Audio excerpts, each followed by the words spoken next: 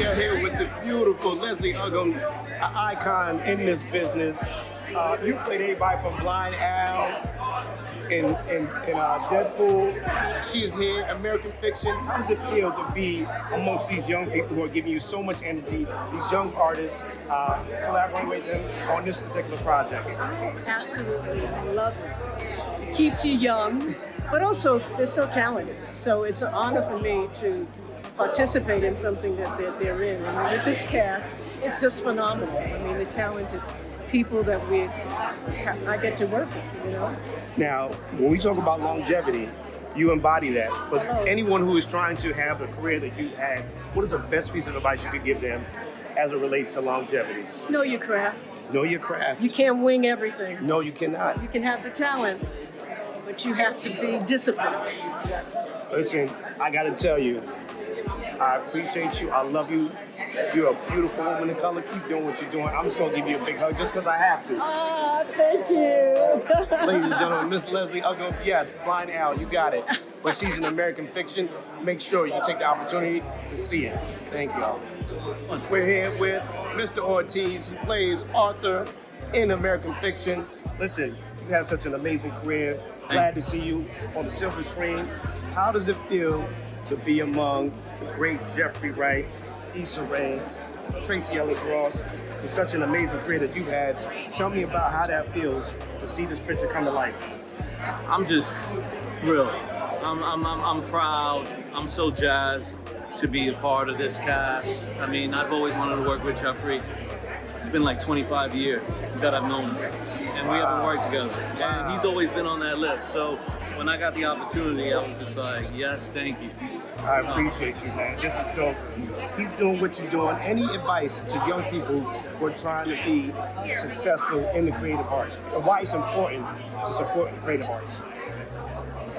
Say, hey, anyone out there who's interested and they really feel like they have something to say, stay close to your purpose, never give up, and just work for it. Work for it. Brother Ortiz, I can't thank you enough. I gotta tell you, I love you, brother. Love you too, man. Mr. Ortiz, John Ortiz, who plays Arthur, American Fiction. You don't want to miss it. Okay. Thanks. Hello. Hey, Miss Myra Taylor, Okay. how are you? Yes. Don't start, none, won't be none. Don't start, none. I know you. But where's the fun in that? I know she's award-winning. I know she's a dope woman of color. I know that you're just fabulous. Miss Myra plays Lorraine, American Fiction. How does it feel to play alongside all this amazing talent? And what does it mean to you to see this story come to life when we don't have enough images and movies and TV shows that depict who we are in our black and brownness? It felt great. I feel so fortunate and so blessed. Sometimes when you do things, and I've just done a few movies, it feels like, okay, I'm in a movie, but this felt like we're making a movie. And the people on set are just so special and fabulous and accomplished and skilled. And it's interesting that you said in a time where we are being seen and getting to do more things, that's it. To do all the things. But why is it important now more than ever to hear these stories, hear these voices, giving opportunity to writers who would normally have the opportunity because the industry just didn't deem it important because to hear the our world stories? needs it. Well, talk about it, please. We got to let people in the room. If you let people in the room, we probably have a cure for cancer right now. Wow. Right? The world needs it, all the perspectives. No more gatekeeping. No more gatekeeping. No more gatekeeping. No more holding people back. Miss Myra, thank you so much. Keep doing what you're doing. Oh, thank you. I love you, sister. I love you. Myra Taylor plays Lorraine, American Fiction. Please make sure you see it. We've been talking about it all night. Doesn't she look amazing on this blue carpet? I'm gonna plant one right there. Just if you I love you, sister. You're very dear. Oh, Miss Miriam, look, oh my God. No, you look amazing. We can argue back and forth all night if you like. I'm gonna do something cheesy. I'm gonna do something real cheesy. So what are you wearing? I am wearing, I'm so glad that you asked, because I am wearing my father-in-law's suit. Wow. Yeah, we're gonna call it vintage. This is vintage. Yeah, I saw it and I was like, "Are you in that?" And he was like, "No. Do you want it?" And I was like, "Yeah." And thank you, Gung Gung. Well, I need to know where she does her dry cleaning because I'm gonna wear this suit. I'm just gonna put a lapel pin on it and a pocket square, but we're gonna do it. You are in for a ride of your life with this movie. How does it feel? And why is it important now more than ever to tell a story like this? It's always been important, and we just haven't gotten to hear these stories. Oh, right? tell them again. It's always been an important story that Wow. we just never got to hear. You know, and I work in Hollywood, which is free from all bias. No, I think that this cast and this director getting to tell this story with this script, this source material, has hit a nerve, obviously, because people are responding. We want to hear the limitations being put on people and the stories they're allowed to tell. We want to hear about that. Absolutely. Because we want to hear those stories. You know, we're bereft for not getting to hear those stories. I love how you put that. Yeah, so, and to be able to tell it with this level of talent, you know, I mean, first of all, Dame Leslie Uggams, I'm going to say it, it's right, we knighted her, she's an idiot. Yeah. And Jeffrey, I mean, some of the most amazing talent we have. And the fact that everyone's reacting like, whoa, they're all in a movie together. They should always be in a movie. Like, we should be seeing that all the Why time. not? Yeah. Why not? Yeah, exactly. That's where magic happens. That's where, exactly. What do you say to that young creative who's trying to do what you're doing to allow them to dream bigger, be bigger, and be comfortable being a creative? Just, don't just listen to your own voice. There's so many voices telling you no. So many voices telling you what you can't do.